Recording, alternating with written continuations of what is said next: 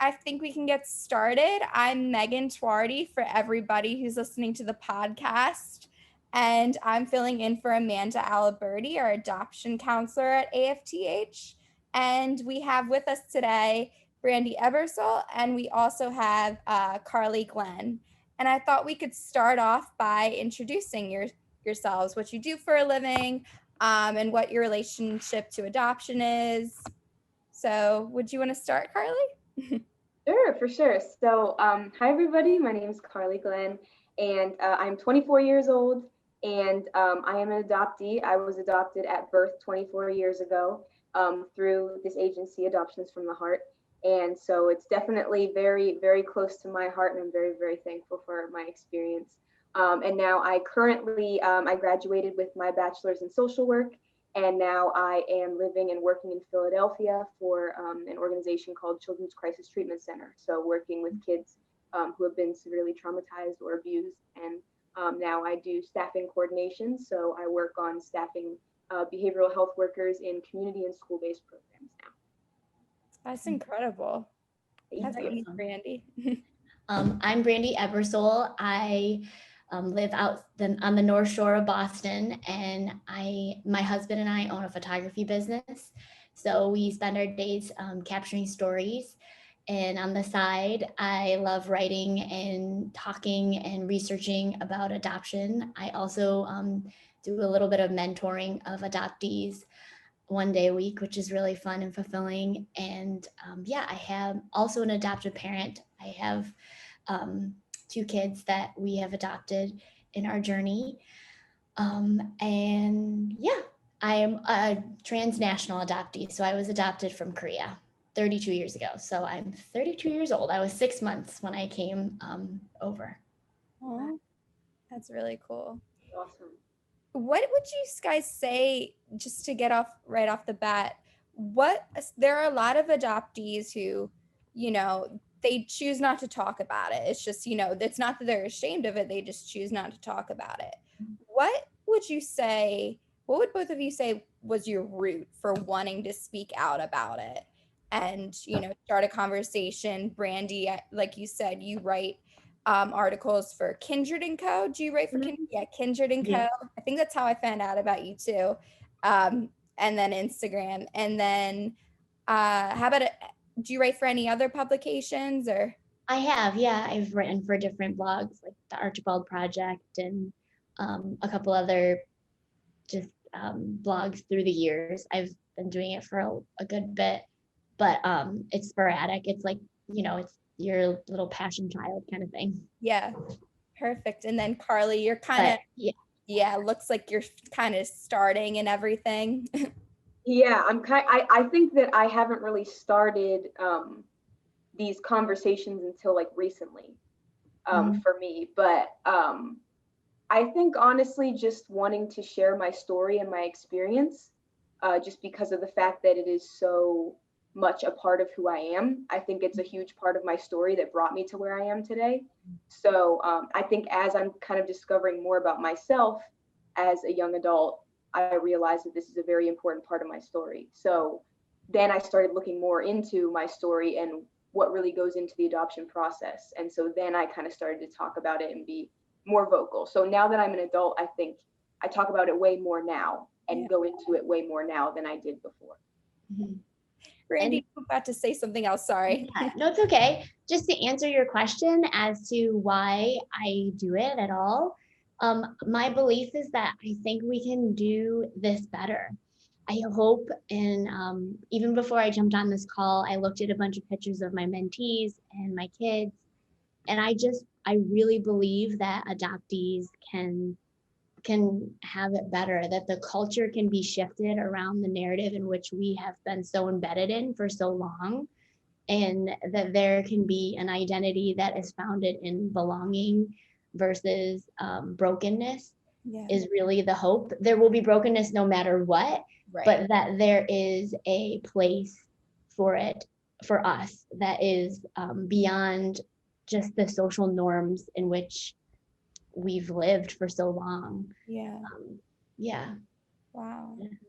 In what ways, now growing up, can you describe the areas that you both grew up in? What was the diversity like? I want to hear from your perspective. Yes. Yeah. Yeah, yeah. Okay.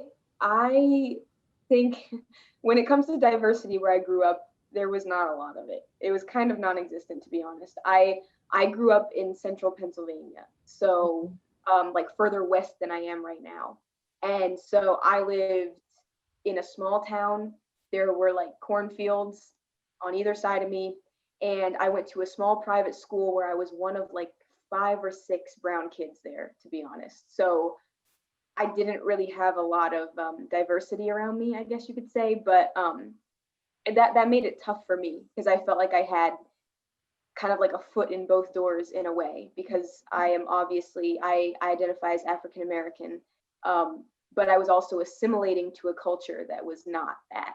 So it was a little bit tough at times. I struggled with it, but yeah, the demographics that were around me, there wasn't a lot of representation for me. Right. So I spent a lot of time assimilating to the culture that I was surrounded by, for sure. Yeah, I would have to say that my experience is very similar to yours, Carli. I grew up in an white majority space. Most of the spaces that I existed in were predominantly white. I think I was able to connect with, there were actually surprisingly 4 other Korean adoptees in my hometown. So we actually all graduated from in the same class, which was like so crazy. I still keep in touch with some of them. They're not as vocal about their adoption stories, but they love hearing what we're up to and what I'm doing. But yeah, I grew up in upstate New York. So similarly, lots of cornfields, kind of in the middle of nowhere. And I know for me, the way that I assimilated was I always gravitated toward the person that was different. So I was always kind of friends with the underdogs, or I just kind of, I always seemed to find the one other person in the room that was like of diverse. So and thankfully, my best friend, I was able to meet her when I was like 10, and she's African American, and her and I really I think we connected on our differences subconsciously, and now she's still one of my closest friends. So What does she think about what you're doing now? I mean, especially like the other Korean adoptees, like what are some of their sentiments briefly of what they said about like what yeah, my Korean adoptee friends, they think that I'm brave and kind of pushing the envelope in a lot of ways. I've gotten messages from them that they're just impressed with the ability to carry and be kind of public about what I've carried. Yeah. I think for them, in a lot of ways, they don't feel like it's their place because of different things that play out in their lives. My best friend, I feel like she is very obviously very proud of me and the work that I do, but she also is coming out of her own fog as a Black woman this year, and I've seen her become stronger than ever amidst such a turbulent time. So yeah, and I think we've been able to watch each other do that together, which has been really cool. It is. So y'all are like both like navigating from your child in your own way, more or less. Yeah. That's good. Now, okay, so we talk about, there was really not too much diversity, if I can talk, diversity growing up. Was there did your parents have friends maybe that maybe lived out of state, who were, of your same race, who you looked up to? Because that's one of the things that they teach transracial adoptive parents. It's important that your children have role models. Would you say though that your parents had any necessarily growing up, or that you kind of are a teacher in your community, or? For me, I think so. We did have some close family friends that lived close to us, that had also adopted children. of various different backgrounds, but I remember they had adopted two girls that looked like me. They both were Black as well. And so we were pretty close with their family, and we had that connection because we both were adopted too. And so, you know, being adopted by white parents and then having that connection with those girls, I'm not as close with them today, but I still do, you know, keep up with them sometimes. Yeah. So I think that was kind of the most that I had. And then again, there were a few kids in my school who looked like me too, but I wasn't super close with them. So for the most part, most of my close friends were white, for the majority of them. But I think that also the fact that I didn't mention my younger sibling and my older sibling were also adopted as well. So I think that also having them as supports too, to be able to see that representation and to be so close with them helped me a lot too. But definitely in terms of the representation, like that's so important. And I didn't have a ton of that, but I think my parents also did a very good job about having open conversation with me about it. It was never like we shied away from it. I could ask anything that I wanted to. So yeah, as I was navigating that, people around me all looked like I looked different than everybody, I still was able to have those open conversations with my parents and my siblings both. So that helped me a lot, I think. I didn't have any adults in my life that were Korean descent in any shape or form. We had a Korean church that we had in our town that I went to a couple times when I was really little, but I didn't remember it. And then I kind of became, if you do some research, I became the adoptee that was just like the pleaser and the entertainer and just very vibrant, as I would say. And so I don't think that they saw it as a problem. I don't think that my parents didn't see the need to kind of press into that part of who I was. So we didn't have a ton of conversations around race, and just that whole piece wasn't really a part of my childhood necessarily. I think that they tried their best to celebrate my Koreanness by eating out at Korean restaurants and celebrating my adoption day and different times. There was definitely celebration of my story in all areas, and there was openness to be able to, I think a lot of my wondering was always around my biological family. I was always pining for more. And I think I know they have told me memories of me just kind of laying in my bed and talking to them, wondering about her.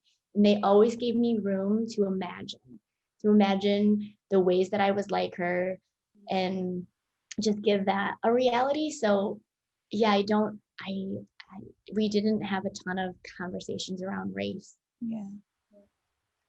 Well, the fact, and you appreciate the fact, do you appreciate the fact that they let you, imagine and really think about who she was, your birth mother and birth father and everything? Would you say, is that the right way to put it, or? Yeah, I did. I really appreciated that. I think that there was,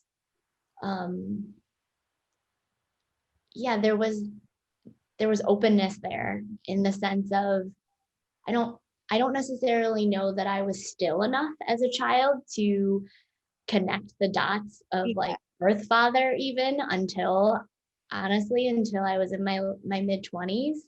And so I don't know that was really a part of it.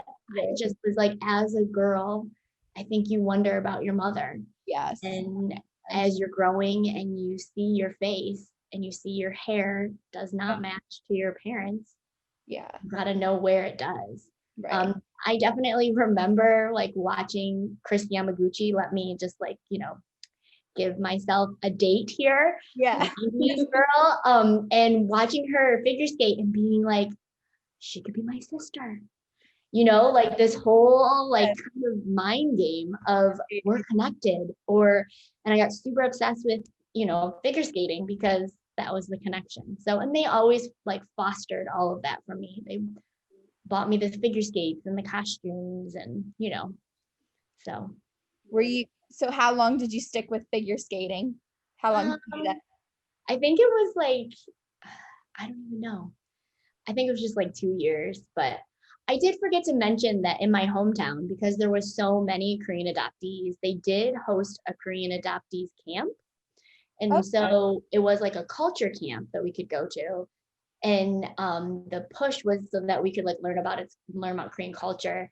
I only went until I was like 8 or so, but I have many fond memories and friends and pictures of me doing that. So I do remember. It's not that race or my Koreanness wasn't talked about. It just was like experienced, I think, in a lot of ways. That's interesting about those culture, because I briefly heard about them, culture camp. Like there are tons of different kinds of culture camps, but I never really talked about them with people. But would you now, was it run by people who were Korean and everything? Not, no. Yeah. No, I believe it was run by adoptive parents, but it was really cool the way they had it set up because all the counselors were also adoptees. So we had Korean teenagers as our counselors, which was really cool, teaching us the language and different things. So really like food, language, we got to try on the Korean clothes. There was a lot of really cool parts to it. Nice. That's amazing. That's really cool to hear. I've never heard of anything like that before. Yeah. So that was a nice experience. Like your parents did the best they could with, the culture camps and everything. And so what would you say in other ways did they talk about race? I know, Brandi, it seems like it was kind of more so, they recognized it, in the food that they brought into the house. But were there any other ways? And for you too, Carli, what ways did they represent culture in your house and race? I think that what I always say is that my parents did a very good job of talking about like things in like literature. We had a lot of books about whether it was iconic African American people who paved the way for all of us today, talking about the civil rights movement, or even going way back, obviously way back to the times of slavery and things like that. They took the history of those things very seriously with us. And so I think that helped a lot for me to truly understand my roots and my background. And we read a lot of books. So my mom would intentionally buy books that had brown kids in them, or talked about I love my hair, or like I love my brown skin, having little dolls or baby dolls that were brown. I think that even when I was younger, it's harder to have a conversation about race, obviously. It was introduced to me, but understanding that concept is difficult. It's still difficult. Like I'm still processing the brokenness of all of those, the racial tension and how things can be different for people just because of the color of their skin. Here, like when we talk about I know this is only the very small part of, raising a child of a different race, but that leads me to another thing about, Asian dolls. Can you talk about that, Brandi? Were there any that was that hard to find even today? How is that? Yeah, I mean, it's definitely slim pickings for sure. I think American Girl dolls did a really great job when I was growing up and created the Bitty Baby series, and then went on to create the whole doll that looks like you. Yeah. We definitely had a Bitty Baby that was Asian looking, looked like my baby pictures. And I would say too that, I mean, now as a parent, I definitely push to have all skin tones of baby dolls in my home, because I think that it's something to push the culture and the narrative in which my kids will walk out the door and see all colors of babies, and I want them to value them all the same. Yeah. I think it's definitely important for transracial adoptees to find their own power and see themselves in toys and in books. I definitely had Korean books around, but I think it also can be hard to latch on to an idea and then realize that it's not exactly you. Like when Mulan came out when I was a kid, it was hard for me to come to find out that she was Chinese. Yeah. I think there was a part of that was lost because I think for me I was so excited to finally see an Asian princess.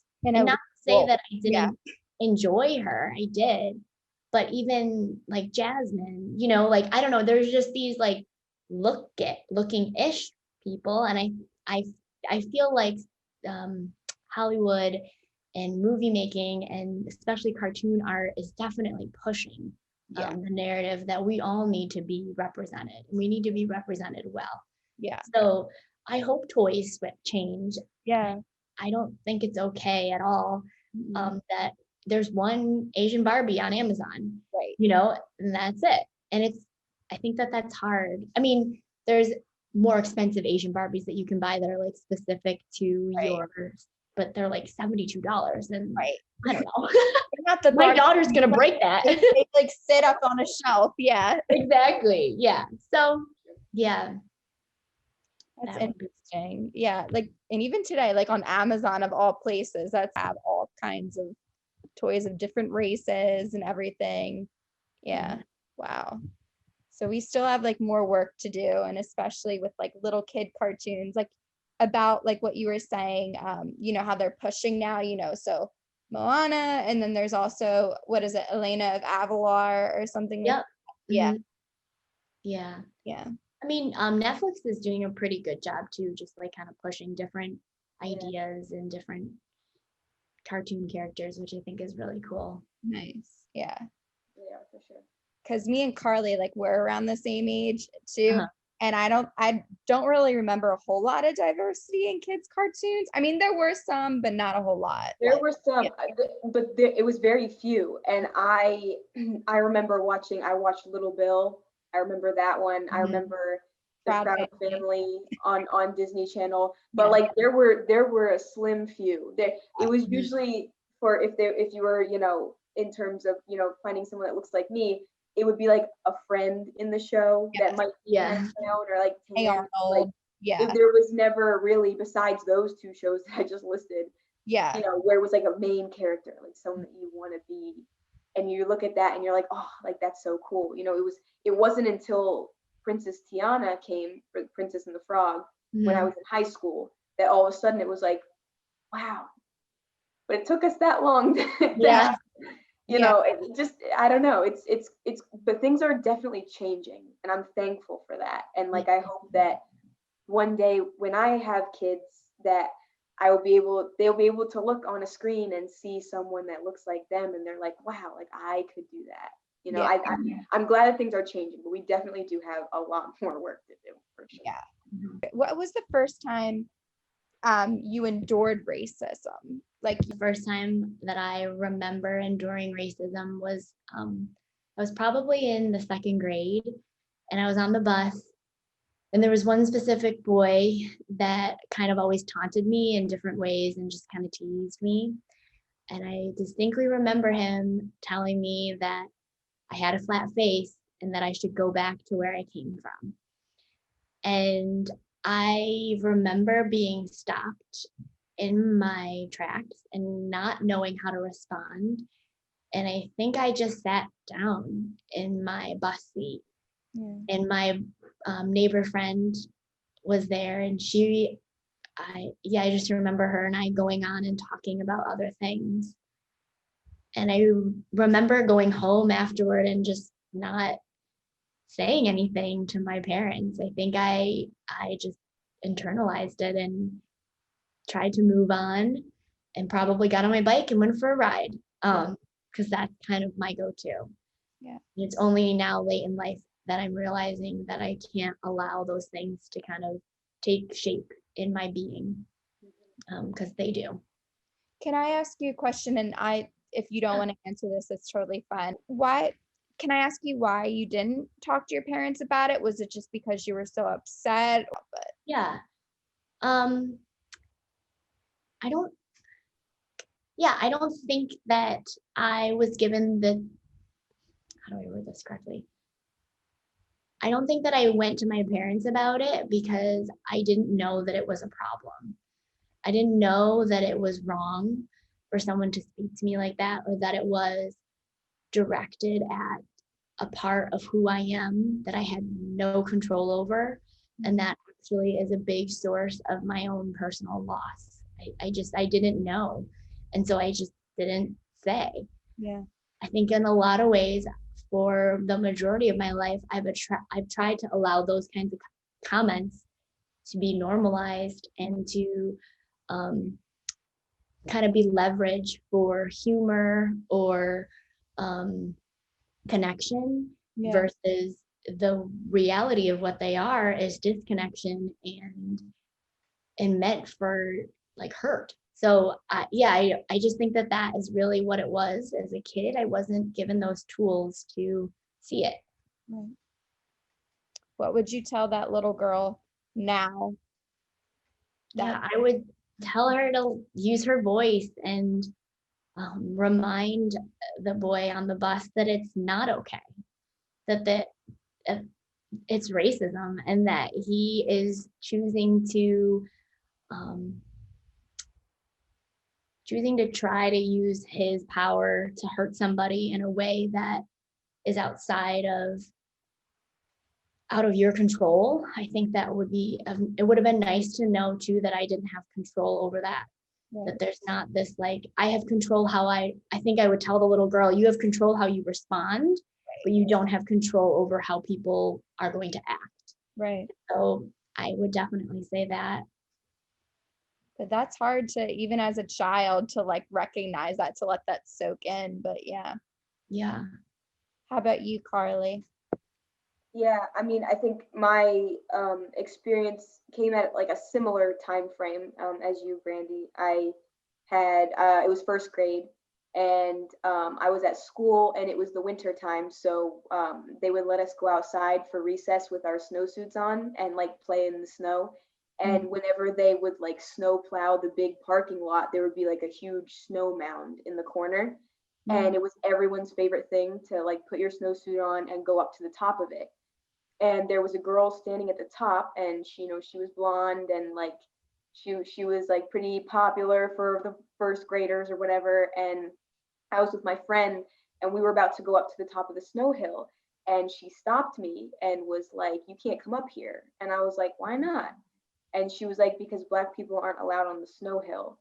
And so my friend was with me, and I just started bawling. I was so sad because immediately I didn't really understand what that meant. My immediate first grade brain went straight to, if I can't go on the snow hill, then there's got to be like other stuff that I can't do too. Like if this is what's restricting me from going on the snow hill, like I'm assuming there's probably other things I'm not allowed to do because this is how I look. I can't control that. So I ended up crying, and I went back inside, and my teacher, who was actually a really good, like a second mom to me, honestly, I grew up with her, and I told her about it, and she made the child come in and apologize in front of everyone, and was like, "This will never happen again." And so, yeah, I remember it distinctly. I remember every single part of it, and that's a story that I look back on, and I'm like, it's really sad, because for that little girl to be in first grade and to make a comment like that, like those kinds of things are taught. And so I can't make any assumptions about what her upbringing was, and I don't want to assume who told her that, but the fact that she took that and said that at that young of an age, like, it's really a shame. I'm not sure where she would have learned it, but I definitely didn't know what to do with that as a first grader. I just cried because I was confused. I think I was more confused than anything. I was just like, man, like, I can't. So I didn't go up on the snow hill. I literally went inside and I changed. I was like, all right, I guess that's just how it is. Yeah. Your teacher was proactive about it. A question? Oh, yeah. I don't know if you need to edit. I'm sorry. No. Do you find that to be like hard though, to be the center of the conflict as well? Like, yeah, I mean, don't necessarily know that that's what I would want to happen to me. I think if it were me now, I would have preferred to have that dealt with in a more private setting of like the child and or the person and myself. Like if we were adults right now, obviously I would have taken that. First of all, I probably would have handled it myself. But but I think that like it would have, I think in that moment, because you don't want to be embarrassed, because I already look different than everyone else. So like I don't want to be the center of the issue. However, it didn't really bother me that much at that age. I think again because I couldn't really fully process it, or it didn't really resonate with me. I didn't understand how powerful that situation was at the time. So to me, it was just kind of like a first grader getting in trouble in front of the class. Like that happened sometime, like one person would act up and you get corrected and there would be consequences. So like to me, it kind of just, I saw it as just another correction for another child. It just happened to be that I was the one that something happened to, but I didn't really internalize it that way. But if I, as an adult now looking at it, I would definitely be like, it's kind of uncomfortable. I wouldn't have wanted it to be like in front of everybody, or I would like to take the situation in my own hands and talk to them privately. It's less uncomfortable that way.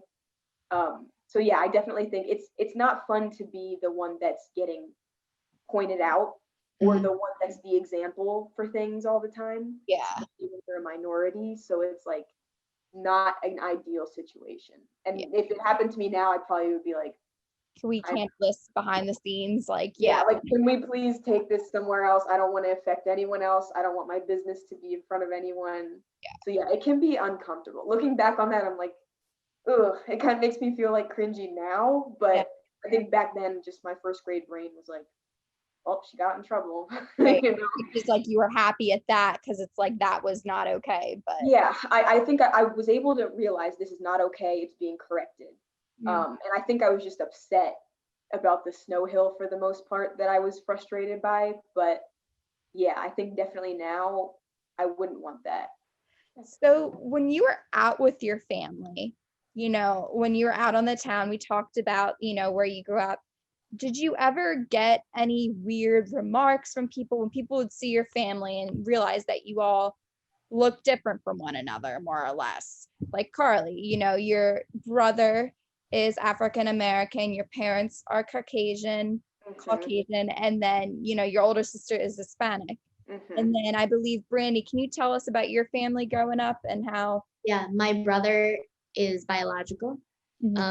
So he has red hair and looks like my parents, but he's younger than I am. So it's just me and him.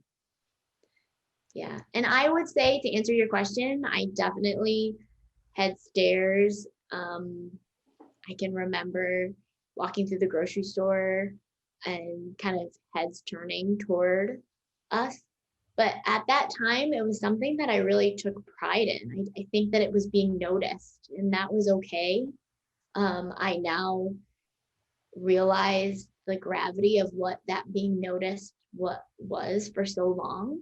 And I don't necessarily like love it, but I think that there's a part of my personality that does play off of that, where it's like, oh, fun, you know who I am. Like, yeah, so, like they're looking at me, like they're noticing me, Yeah, exactly. Yeah. I definitely think I think I took on a lot of what other people might be assuming. Because I mean, if you had my whole family in a grocery store together, there are 3 kids that clearly do not look like the parents. And so I would oftentimes be like, I wonder what people are thinking. Like, this must be really difficult to pinpoint, like who people would usually assume. There's a 10-year age gap between my sister and I. So people would usually assume that she was my mom. And so then I'd be like, so my parents are here. They're probably wondering, like, how is this connected? Like, this must look very confusing for people. Like, that's what I would usually think. I'd be like, people are probably very confused. So yeah, I mean, I think that, and there were times like when we were out in public, and again, like people would assume that my sister is my mom. If she was ever like babysitting us, they would assume that she's my mom. But then if my parents were there, people wouldn't really say anything. You could tell they were a little bit like puzzled, like, I'm not sure how this is. So there was definitely, I think I was more so not like embarrassed, but like I felt the need to explain our situation to people, because if I didn't, then they would make weird assumptions, or I just felt the need to always clarify for people. Like, these are my parents, I was adopted. Like, let's get past that, because I felt weird about the attention. I wasn't really too fond of it, because I was trying to, again, assimilate to everyone else. So I was like, I don't want the attention. I just want people to understand what this is. And again, I was, thankful for, I love my family so much, but I felt this pulling feeling of like, I'm not really liking the attention that this Yeah. in a way. It's got to be exhausting. I mean, always going somewhere and feeling like you need to explain yourself, your situation, and like preface everything. So I can't even imagine that. Like that's wow. Yeah. Yeah, and I'm sure that it probably also took a toll on my parents as well, because they might get weird looks, or unfortunately there's also the concept of people who, my mom has told me, like there were people back when I was adopted that did not fully agree with adopting a child that looked like me. And so there's that also unfortunate reality of there were probably adults that made some comments that I was unaware of, Right.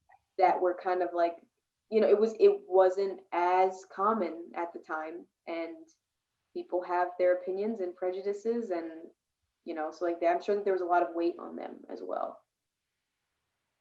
Yeah, no, definitely. Because and nowadays, like, would you say you see more? I mean, now you live in a diverse area. I know, Carli, because you live in Philly. I'm from Philadelphia too, so I know. Yep. A And then lot more diversity here than I've ever been used to. yeah. And then Brandi, you live on the outskirts of Boston, right? Yep. Would you say, and I don't know too much about your community, but would you say that you see more transracial adoptions now in terms of like back from like when you were growing up with I Asian? would Yeah. I would say yes. Yeah, I would say yes. I think that there are more families that are not, family doesn't need to look, like carbon copies of each other anymore. I definitely think culture is trying to assimilate transracial adoption. I can't necessarily say that they're doing it well, but Right. I think that we're starting to see it in the media with TV shows like This Is Us, or in movies. Even one of my kids' cartoons, they have like a dinosaur that adopts like a bird. Like it's like one of those things where it's Yeah. becoming a part of the narrative. Yeah. So yeah, I would say that there's been a shift. Yeah. But we have work to do on it. Yeah, no, definitely. What would you, so now that you guys are both adults, Carli, if you ever have children, what would you do differently, in terms of raising children of a different racial or cultural background? And then Brandi, what is something that you are doing or trying to implement as you're raising your children today? Mhm. Differently than from when you were growing up. Not that, and again, like your parents, they didn't know what they didn't know and everything. That's safe to say. So what are some things that you've learned basically? So basically, from my point of view, you're asking like if I were to adopt. Yes. That's a really good question.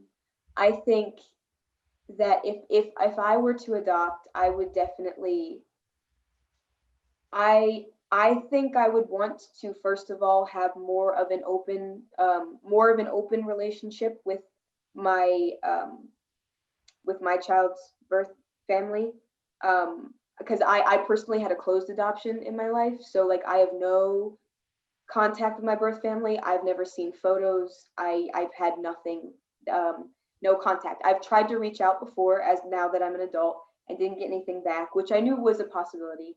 But I think that as I've become an adult, I realize that there's a helpful side of that, and there can also be harmful sides to that as well for both the birth parent and the adoptive parent. But I definitely think I would kind of start with that, maybe at least having a little more contact with my child's birth parents.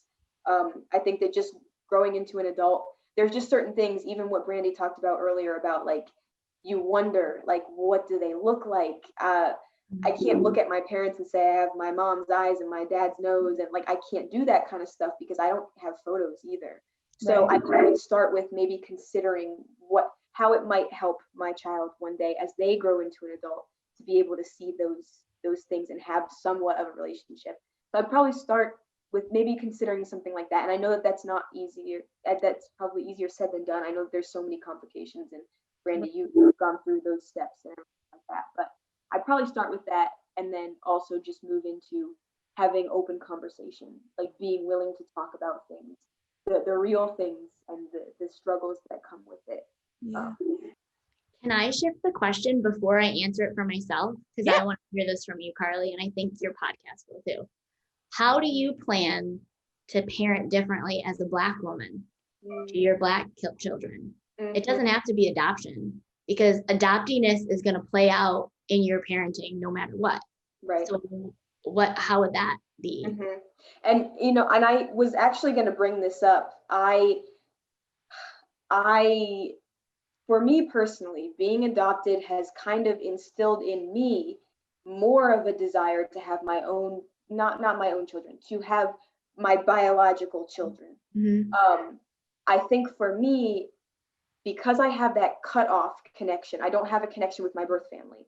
So for me, it's almost like an opportunity in what I feel is to almost like start my own line of my own, blood related biological children. It instills within me the desire to have kids, to give birth and to have those kids. And so for me, in my mind, I envision myself, giving birth and having my biological children. However, obviously things can happen and maybe I won't be able to, or whatever the case may be. But I'm glad you brought that up, because I think that just that concept of that more of that connection of being able to like start my own line and have those similarities with my children, and to be able to bring those children into the world. Like, I think that's how it would affect the way that I parent. I think it would make me way more like, it's something about the intentionality of it, I guess, like the desire to really, really, really pour into my kids. And obviously you do that either way, whether your child is biologically yours or not. Like you pour your love into that child, but I think it changes the way that I look at my intentionality with the children that I have. And I think it would deepen the connection that I have with them. Like, there's just more of this desire of like, okay, I want to start this, and like I want to have tradition and continue things and start things and be the beginning for me of where I started out feeling very cut off in a way. It's a chance for me to like start something. So I guess if that makes sense, kind of. No, it totally does. Yeah, sorry, I will answer the question now. To answer your question, that up, because I'm glad that was really insightful. Yeah. To answer your question, how am I doing things differently for my kids because of my adoption? So I have a biological son and I have 2 adopted children. So Carli, I know the gravity of what it feels like to be connected to someone biologically. And I can say that as an adoptee who has for 32 years wanted that, it has been a very beautiful, life-giving, not necessarily easier situation, because I think it furthers the longing for me. It makes the reality of the loss more. I look at my son and I see brothers and uncles and cousins and grandparents. And I think that that's the part in which is hard. And with my adopted children, there's this shared connection around our loss and around our power in overcoming and being resilient. And it has been such a gift to me to have adopted our daughter first, to have experienced the actual steps that my adoptive parents took to bring me home. I think that was a real kind of like a light in the fog for me, that I was able to directly see my story in a new way. The fact that her biological parents, and this is where we're definitely doing things differently, is where we have a very open adoption with both of our kids, adopted kids, but particularly with my daughter's parents. And we text and we FaceTime and we do birthdays and we do visits, and they've been to our house and we've been to theirs. And I think that there is this, and they can call anytime and we can call anytime. And there's this kind of unsaid, we're family. Like it's not even unsaid, it's said. Like they are an extension of our family. They will always be. Their laughter fills our home, and I hear it. I mean, my daughter literally sounds like her biological mother, and she, there's just, it's been so life-giving for me though to see that connection for her, because I see her self-esteem. I see the reality of her story that just has continued to grow. I think with my biological son, I have to do it differently, because I have to push harder at my Korean identity. I have to know the holidays. I have to know the foods. I need to I think there's a lot of times that I feel like I'm an imposter, because I'm like, here, son, like you're gonna walk out my door and he looks very Korean, and you're gonna walk out my door and you're gonna be Korean, and yet I don't necessarily feel Korean. So I think that there's like an extra measure of push there. And then with our baby, who came home to us via foster care, I think that there was a definite, I think we did differently. Also, the openness with him. We've grabbed at any piece of openness that we can get with him.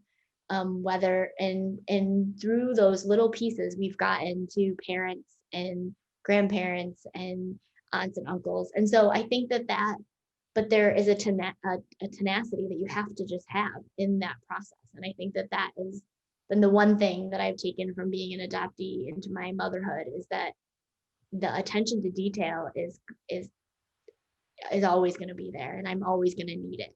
So, and my kids are still little. I mean, I'm going to be a parent when my kids are your age. So I gotta stay with it. I gotta know all the terminology and all the, whatever. So I gotta learn to do TikTok. I'm still trying to get good at that. Yeah, TikTok is crucial. That's so important. I mean, I'm trying. Great. And that leads me to another thing. You talked a little bit about Carli reaching out to her birth family. Now I know Brandi being an international, being adopted internationally.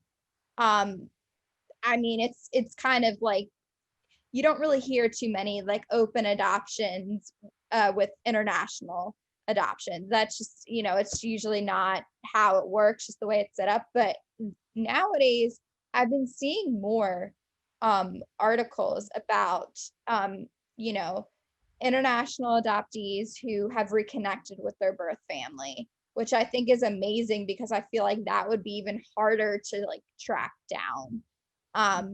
Is that something you ever entertained maybe, or? Yeah. Let me just speak to the fact that international adoption now is trying to push more openness. I have a friend that just recently adopted a little boy from China, and they're going to try to have as much openness as they can. That's amazing. Wow. I didn't really cool. And I mean, with technology nowadays, it's kind of not like super hard to send a video or a picture. Yeah.